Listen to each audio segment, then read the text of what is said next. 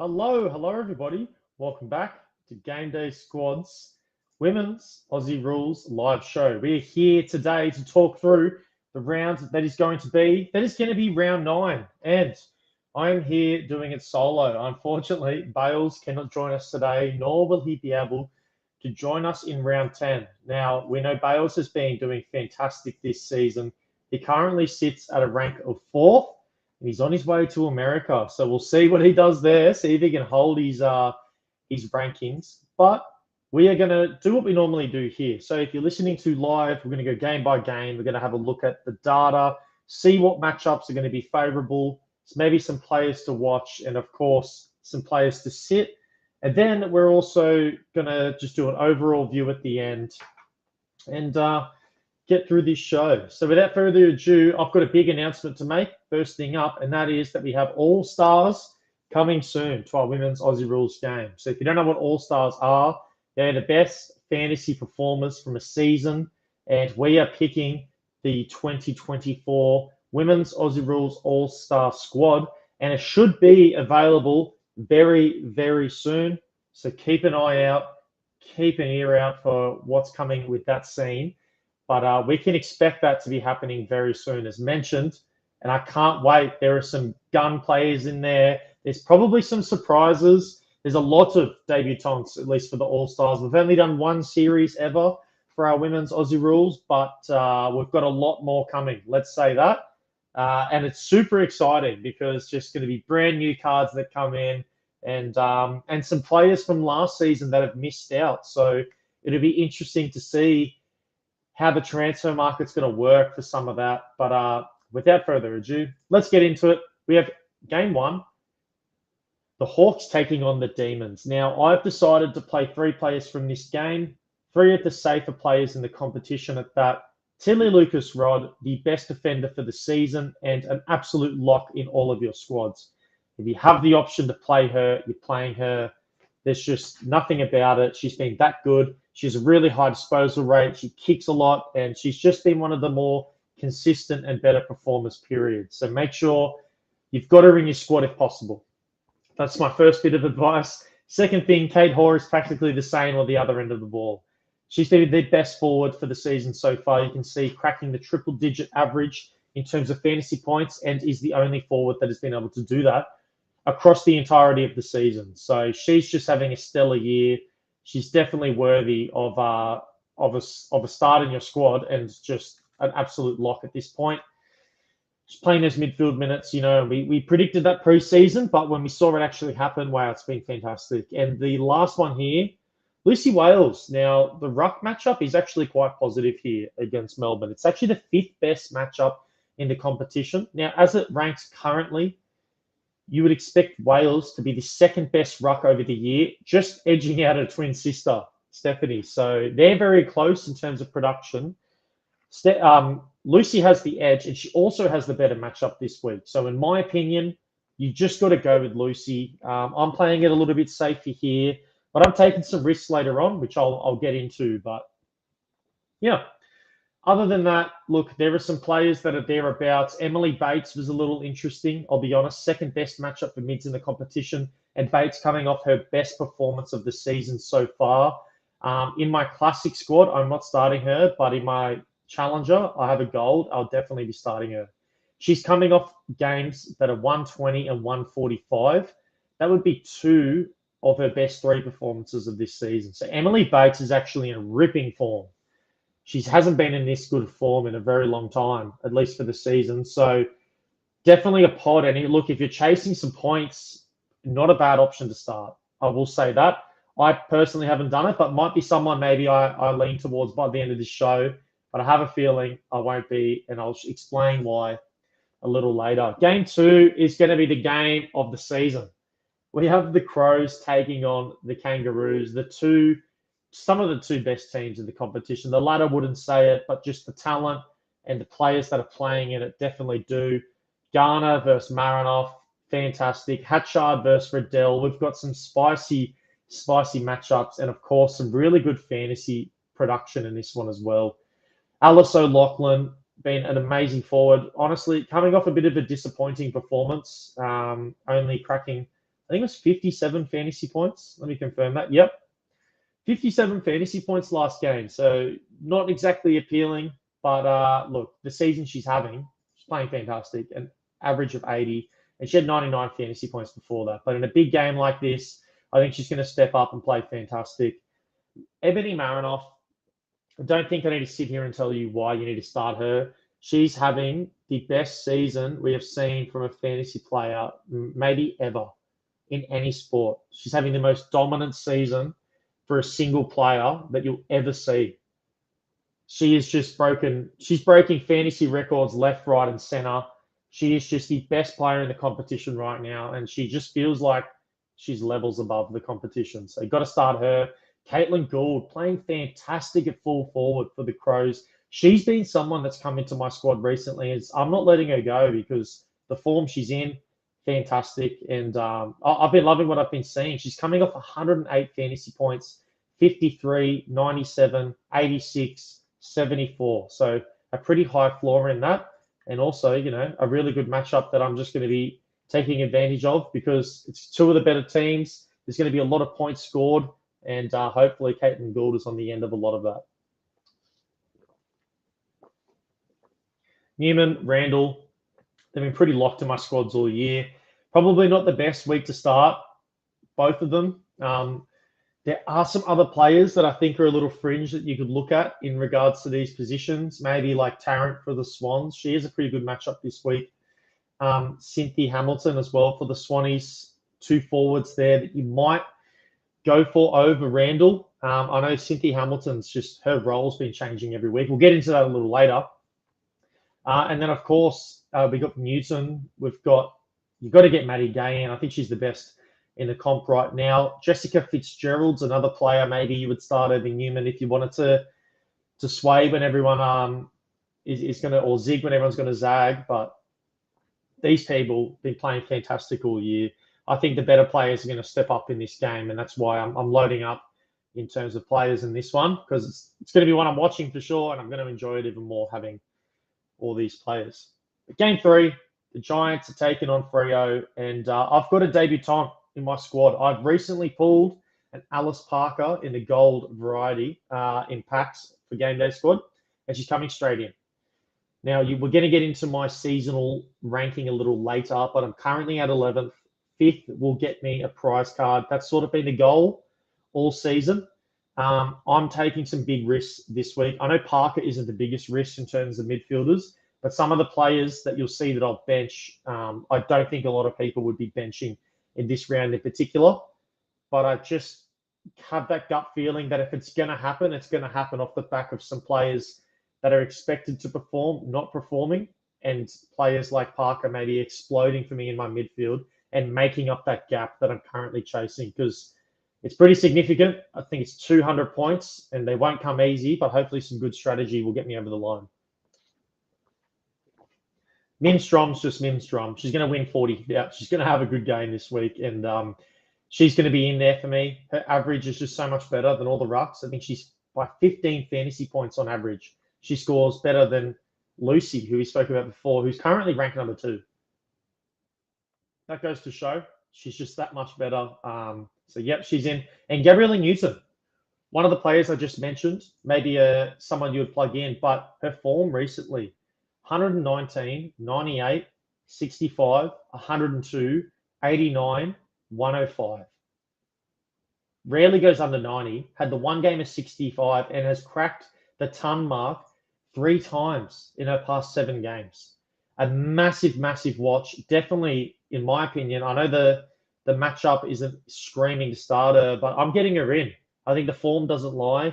I only have her silver. I don't have a bronze. Otherwise, I probably would go a bronze. But Silver Newton's coming in for me. This is a player I know Bales has been pretty big on over the coming past weeks. So he's been starting her. I'm now getting her into the squad, and hopefully she's going to perform for me. Some other watches in here. Look, you're not really starting many other players. Maybe Aisley McCarthy. She could be the pod midfielder you lean towards. The only reason I wouldn't this week is because the Giants are the worst matchup for mids in the competition. We did speak about last week that I know key players do play quite well against the Giants. It's just the majority don't. they sort of suffer a little bit in terms of fantasy points. But McCarthy, I think, is a sit this round. I'm just not getting her into my squad, although she's been very deserving of a spot for the entirety of the season. Game 4. Charlie Rowbottom not starting for me this round. I think this is the big player that I've taken out for Alice Parker. Rowbottom's been in my squad all season. I haven't thought about dropping her, but I just know she's so boom and bust, and I'm really just hoping that I can get her on one of those off weeks and sort of overtake some people in terms of rankings. One player that I think is a little bit of a watch, which I thought I had on the screen, I might have deleted it, but is Saint for Port, the forward. She's actually been in some pretty good form. But again, I guess her problem with Ashley Saint is she fluctuates a little bit, but 96, 58, 75, 75 her past 4. And for a forward, that's honestly really solid. So if you have a Saint and you're looking for a forward option, maybe a bit of a pod that others aren't going to go against, you can see their third best matchup in the competition. So Saint could be in for a really good game, and she could be a great start. So definitely one to keep an eye on. I guess another one is Daisy Darcy. She didn't have a great performance last week, but I feel like a lot of people are going to trust her, get her back in the squad. I'm looking at some other defenders this round, like Newton, that have come in to take over that spot and to hopefully make up some fantasy points for the seasonal competition that's about to end. But other than that, like, there's not too many other players I think you're looking at in this game. Like, you can see the matchup matrix. It's not screaming a start. Gemma Houghton has been, we thought that by the end of the season, she's going to have some more positive matchups, that we're going to be seeing a little bit more production from her. Just hasn't been the case. Gemma Houghton, big avoid at the moment in my eyes. There's some upside with other players you should be looking at. Wouldn't be going there for your value and start. But let's get into game 5. West Coast taking on the Catters. And Aisling Maloney has been my favourite player in the competition for the past month, let's call it. She has been one of the most explosive and best forwards to watch. I've been putting the silver in my squad because I don't have a bronze, but in all honesty, with how good she's been playing and the form she's in, I don't actually mind the fact that I am playing the silver. She's one of the rare forwards that you could throw a silver on and be happy with it. She has just been out of this world. Her goal kicking ability, her kicks per game over the past 3, she's had 10 kicks. So she's getting her hands on the pill. She's just doing so much, and her goal finishing is just watch her play. You'll see it. It's tremendous. She just kicks some really crazy goals to some crazy angles. You can definitely tell she's got that Gaelic in her in terms of form, but she's so effective and a massive start in your forward line. Let's get into Nina Morrison, though. This is probably the player looking at thinking, Tom, I can't believe, Charlie Rowbottom's come out, but you're going Nina Morrison in this one. The matchup, definitely, I'm taking a bit of a risk. You can see there, third best for mids in the competition. And I think Nina Morrison is a player that has just been in really good form. The only, I guess, issue you might have with someone like Nina Morrison, she doesn't have that same ceiling as other players. Like, she doesn't get into those sort of 130, 140 ranges too often, like the likes of Knopf, Riddell, Gardner, Rowbottom, those sort of players.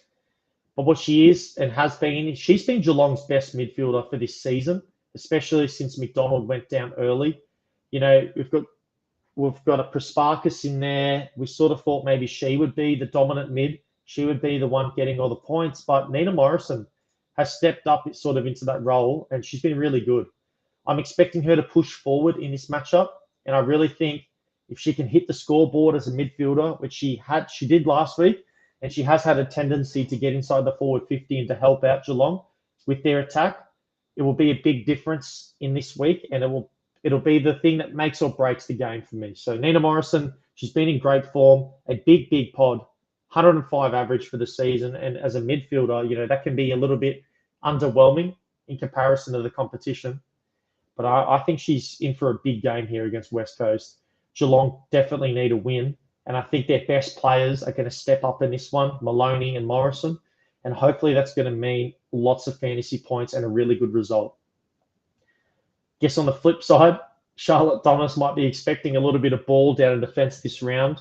She's going to do the kick-ins as she always does, and she's just their best defender and best user out of the defence for West Coast. So if they're going to be competitive in this game, Charlie Thomas is going to be a really big part of why that is, because she's going to have to be the conductor from behind the ball. She's going to have to set up sort of that midfield and that attack so they can rebound and get effective in the game. So Thomas, one of the best defenders for the season.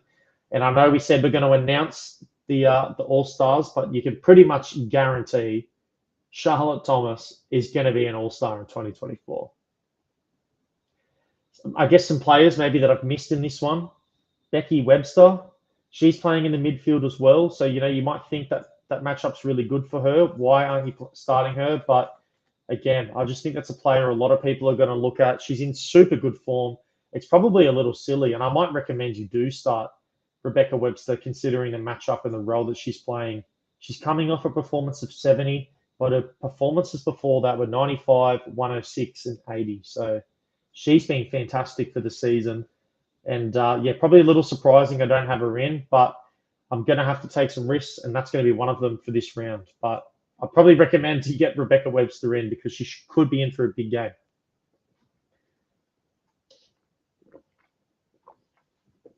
Game 6. Let's get into it. The Bombers taking on the Tigers. Now, this one, I'm looking at some superstars here. I think all of these players have been some of the best in their position for the season. Essendon are the third easiest matchup for mids. This is a Monconti week. This screams Monconti. This just could be one of those games where she goes for like 150, has 20 kicks, 30 disposals, maybe even a goal to add to that tally. I think Monconti's going to be dominant. I'm looking at her to step up. She's definitely one of the mids that I couldn't sort of miss because of matchups or anything. The matchup screams at her form. She's just been so good all season. Average of 118 for the year. She's in. Eilish Sheeran, coming off one of her best games of the year. She has been so good. She's playing in the midfield as well. So you can practically use this matchup data and look at Sheeran as a mid. Third best matchup in the competition. She's going to eat. She's coming off a ton in terms of her performance, and not just any ton, 140 points. So 20 kicks last game, 30 disposals. Mate, she's been stellar. Get her in the squad. That's a non-negotiable in my opinion. Another player that's been playing fantastic and could be considered a non-negotiable that wouldn't have been at the start of the year, Madison Gay, coming off 126 fantasy points. Her performances before that are 93, 93, 82, and 86. She's been fantastic. She's been so good. She's been the best user of the ball coming out of the defense for Essendon so far. She's been sort of filled in a void that I guess was needed for them. They really needed someone to be clean, come out of their defense and just sort of control things. Maddie Gay has become that player. I've been super impressed with what she's been doing with the ball in her hands. I know a bit of a tough week last week in terms of the game, but wow, she dominated. She looked so good. Looked like one of the best players on the park. So Maddie Gay, big start for me. Got the silver on her, and with a 94 average for the season, you'd be silly not to get her in your squad at this point. Maybe someone that I might be silly for putting in my squad is Bonnie Too Good. Is it too early to trust and put your faith in Too Good, coming off a pretty significant injury? We saw her miss 8 games of footy, I think like 7 rounds with the double games that happened this year. But she's not coming off the best performance. I guess what I'm doing here, I'm sort of reaching for the stars. Since she's been back, she's had a game of 76 and 46 in terms of score. But she has the potential to go 100. She had an average of about 115 last season when she had a full year under her belt. So I'm thinking, even with her ability and fitness maybe hindered a little bit, it could still be a big game for her, and especially in regards to forwards and their scoring. I'm looking at Too Good because of the upside and exactly what I need from this round. So I'm hoping that my faith in having Bonnie Too Good here is going to be rewarded. It's about a mid-table matchup, probably a little bit on the other end where it's not as good in terms of 12th best fantasy matchup for forwards. But she's just, when she's on, she's one of the best forwards in the competition, and she is also that case in terms of forwards in fantasy as well. So I'm hoping the upside is there, and that I will be rewarded for this. Game 7, not too many starts for me. Wardlaw's not in. Watson that I spoke about coming out of the defense in a short recently. I haven't started her either. Could be a game to put her in. You can see there the matchup matrix. He's screaming, get Watson in. But someone I'm definitely getting in is Fitzgerald. I spoke last week on the show and told Bailey that although Fitzgerald had a performance of only 60 fantasy points the week prior in round 7, that you needed to keep faith in her and that she was going to bounce back. And bounce back she did. 118 fantasy points last round, was one of the key players that helped me get a really good position. I think I finished 6th for the round, and Fitzgerald is a big part of why that is. So maybe a bit of a pod. She's going to be spending most of her time in the midfield in this one, and as the 8th best matchup for midfielders against the Saints, I think it's a start. Get her in the squads. I'm loving the form she's been in, the role she's in, and also the upside that she's going to have throughout this matchup. But I think Watson's going to be very interesting and a bit of a watch. Maybe I move to someone like Watson later on this week and take an even bigger risk in terms of pods. I guess I'll see how my round starts. But she's coming off, what did she have last game? Last game, 73 fantasy points. But the game before that, 91. So have a look. If you're liking the matchup and you maybe want to put your faith in a bit of a pod defender, Serene Watson is a really good option for this week because the matchup is fantastic for her. But other than that, I reckon we're going to move it along. Let's get into Collingwood versus Carlton. And here's where it went.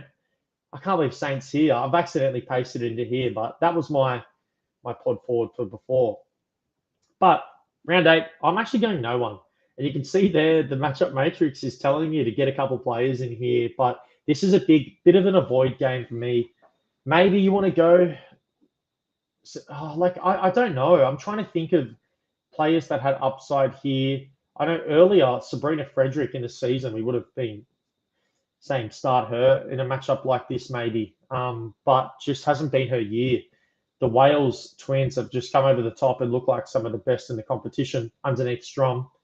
So I think that's an avoid. Benici, no. Sarah Rose, just too up and down. And some of the Blues players, I guess their issue is that they share the ball. Like in terms of scoring, they don't have a dominant player that, gets the 120, 130 fantasy points. They sort of share it around. And that is really good in terms of gameplay and whatnot. But in terms of fantasy, it's a little bit of a nightmare because you want someone to be ball dominant, to get in there, to have plenty of opportunities. Like Marinoff, Gardner for the Swans when she's playing, she's going to be that ball dominant player. That's what we're looking at. So for me, bit of an avoid for a lot of the players in this matchup. It's going to be a good game. I'm just not looking at the fantasy upside in here. And with that being said, I might move her along to game number 9. This is the Lions taking on the Swans. Maybe a grand final rematch. Bit of trauma here for me in the men's, but we're here at the women's, which is good. Don't have to think about that. For me, though, I'm going Cynthia Hamilton. Now, Bales had a conversation with me earlier this week before he left and said that one of the things that has really annoyed him recently is the fact that Cynthia Hamilton's role has been changing to playing, dominant time in the midfield, to sitting at forward. You just don't know what you're going to get from her. And I think it's going to be a risk again. We don't know what we're going to see. She's going to get a lot of CBA attendances. She's going to get the chance to score like last week where she cracked the ton, had a fantastic performance. It's 98. So Silver had the ton, but 98 fantasy points for her. Or are we going to see the Swans put a bulk of time forward, putting her up there, maybe trying to damage the scoreboard and early and see what they can do. So bit of a risk, but I'm not starting Ali Anderson, which I think might be a little silly for the season she's had. Sophie Conway as a midfielder, you can't really get her in and start her. Isabel Dawes, you can see there in the averages. I think same with her. You're not really looking there. But Gardner's out, so you're definitely not going to be starting Gardner. Sophia Hurley has been one of the shining lights for the Swans, let's call it. She is so good, and I have some rankings coming out soon regarding my best players under 23, and she is one of them. She's been so good. She's coming off games of 102, 136, 121. Form's been there. She's had 15 kicks or more in all of those games as well that I just mentioned. So good. Such good form. Love what I've seen from her. And yeah. It's been good for Sophia Hurley, but she's got to be one to stash. So in game day squad terms, I'm not going to start her this week, but I do have a player card of hers already. But yeah, you're going to want to make sure across your competitions that you have some Sophia Hurleys to deploy, because she's only going to get better. She's so young and she's just so talented as well. But other than this, I did speak about the Brisbane Lions matchup. Tarrant might be someone you might want to look at for the Swans. Now, she has a knack of being a bit hot and cold just because she plays that deep forward for the Swans. I guess it's really the nature of the position. Some days you're going to be on, you're going to be getting plenty of opportunity. Other days, not so much. She looked good, early last week, but didn't really have a good fantasy score. Only had the 73. I'd be looking at Tarrant as a really big pod in your forward line. And look, does definitely have some upside going up against the Lions. But that's up to you. It's going to have to be a coaching call you will make. I'm personally just not going to make it. But alrighty, that's going to be it. Here is how my season's looking. We're so close to the end. Only 2 rounds to go with the game about to start pretty soon. When is it? In 30 minutes. So weekly, finished 6th. Gardner is named. Oh, wow. Cash money. Do you get Gardner in there against the Lions? Are you going to start Gardner? Cash money. Let me know. Are you trusting she's straight back in? How's the matchup matrix looking? It's the best in the competition. Wow. I'd love to see what you're going to say here, Cash money. Gardner could be in. If she's named and healthy, with the best matchup in terms of fantasy. And we just looked at the position that I'm in terms of I'm 11th seasonal. I'm hunting a top 5 spot. I think I need to get my gold Gardner in my squad now. I think that just has to be the case. That is crazy. The lineup news must have just come out. Let's have a quick look, see if we can skim through some of the big ins and outs. But that is some music to my ears. I can't believe Gardner's in. That is awesome. Awesome stuff. The first game, Casey Sheriff is in as well. Wow. She plays midfield time. She's a big pod forward. It could be someone you want to start tonight. You have 30 minutes to get her in. I was really big on her before her injury. I guess the concern is, do you trust a player coming off injury only this week? So Casey Sheriff, that's a massive watch in game 1 tonight. She's in for Hawthorn. We've seen how good McDonough's been playing. She's going to play that midfield and forward role. Second game, no one significant there in the Adelaide Kangas. Maybe over Anderson now. Yeah, exactly. If you've got Anderson in, do you do that in that game? And just assume Anderson won't play as well. They might share the ball around the Lions, and maybe you go the Swans, who are going to be looking at their superstar. Giants, Freo, no one really significant in terms of fantasy to bring up here. Neither in the Suns Port game, which I don't think I had anyone playing. That was one of my tumbleweeds. Belinda Smith out for West Coast, which might mean Charlie Thomas has even more responsibility. Amy McDonald back in for Geelong. So do I sway now and maybe Gardner comes in for Nina Morrison, considering that we're now going to have Georgie Prasparkas, McDonald's back, and then also Nina Morrison playing in that matchup. So I know the matchup matrix said that's good, but I think I could avoid that now, in all honesty, and go Gardner for Nina Morrison and not do that big pod play that I rambled about for the past 10 minutes. Other games... No one significant in Essendon Tigers. No one significant in Western Bulldogs and the Saints. Same for the Collingwood-Carlton game. And, yep, Gardner's in. How good. And other than that, yeah, no one really significant. Dakota Davidson still out, the key forward for the Lions there. But alrighty, that's a little bit of a wrap-up of the round. We've gone through our squad, some of the matchups. Casey, Sheriff, and Gardner are two big watches and considerations, I think, coming off that news there. Let me know if you're going to do it. Leave some comments. Definitely hit up the Discord and GameDay Squad. It's free to join if you haven't. And, of course, you can ask questions in there and we can get back to you. But for the second last time this season, we're going to leave it there. Thank you so much for everyone that's came here live to listen, or if you're listening in post-production through our podcast. We appreciate the support that you've had this season. The best of luck in the round that is starting within the next nearly 20 minutes. So make sure your squads are set. Get your last minute changes in, and we'll catch all your